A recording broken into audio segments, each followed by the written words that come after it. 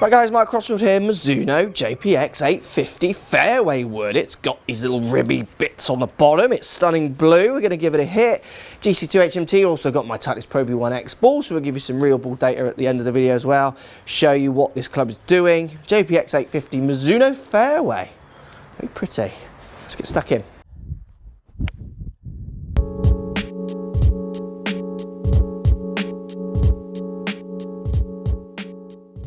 Right guys, so it's the JPX850 Fairway. I've used the driver and I still love the driver, and I reckon it'll be going back in and having more goes of it as I play with every driver every company's ever made.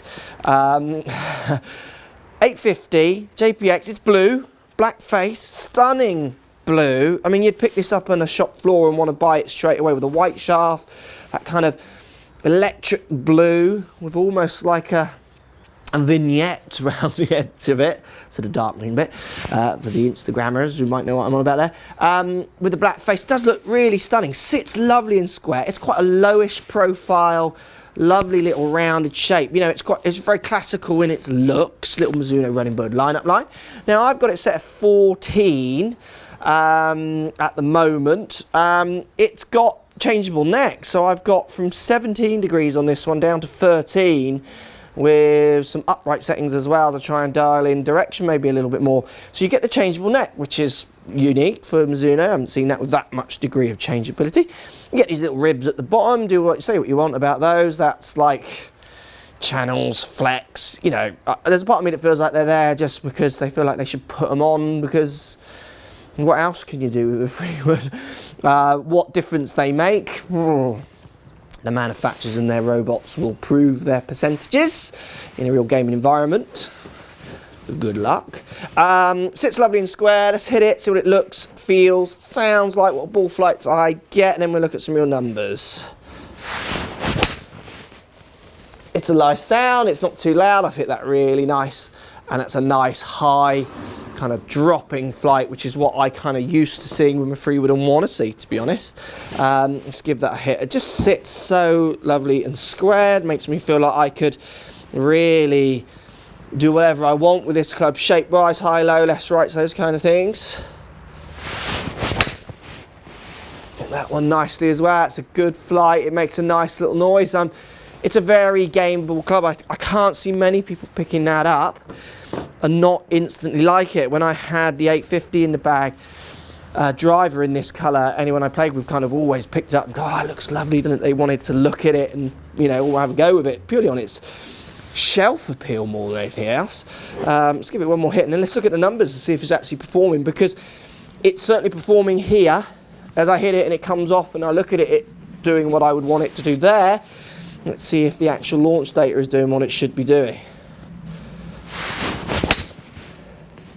Yeah, hit that really nice. I mean, I could game that, no problem. Hit 3 pretty damn straight shots there, and it just feels like I could really control any of the angles if I wanted with that because of the way it's set up. So you got a changeable neck.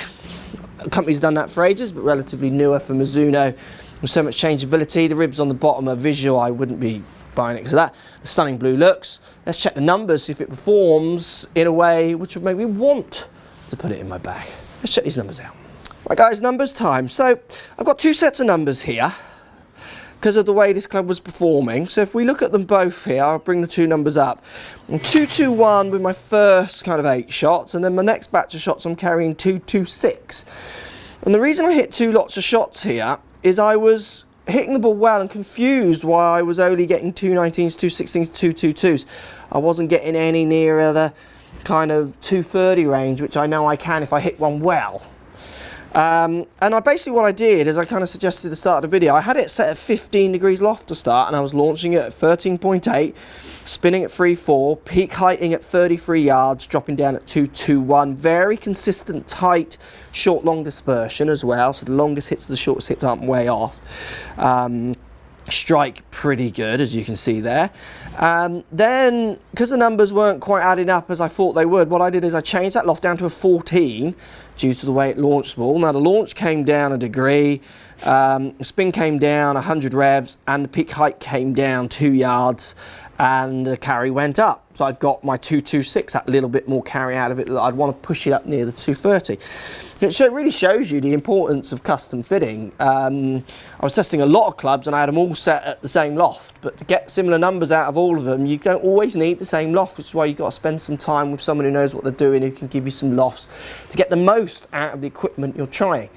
Trying one 15 to another 15, if CG's in a different place, head shapes are in a different place, your delivery is different with them, subject to looks and feels.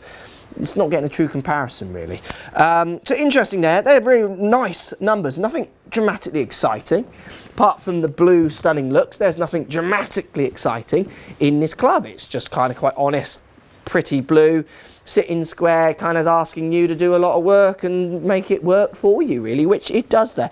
226 at 14 degree, I could bag that. 221 at 15 degrees, I would be wanting to push a fraction more out of my free wood than that, because I know I can hit my free wood really short when I mishit it, or I get a little bit tappy with it. So I like to push it the longer side. So down at 14 degrees, that definitely could sit in a bag, no problem. Give it a go, guys. Let me know what you think. Post comments down below. It's got to be one of the best on the shop floor looking clubs out for 2015, this whole range, I think, and everyone's kind of agreeing it does look fantastic. But it is a Mizuno wood. Those two words for lots of people don't always add up. Post comments down below. Let me know if they don't add up for you, or they do. If they don't, why? I'd love to hear. Speak to you soon. So if you like what's going on here, don't be afraid to subscribe to the channel. Also thumbs up the video, post comments. Love to hear what you guys got to say.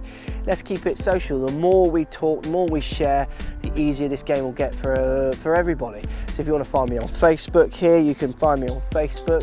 If you want to tweet me, find me on Twitter here as well. Just follow the links, all in the description. Come and join the show. Get active, get involved, get playing some better golf. Thanks for watching.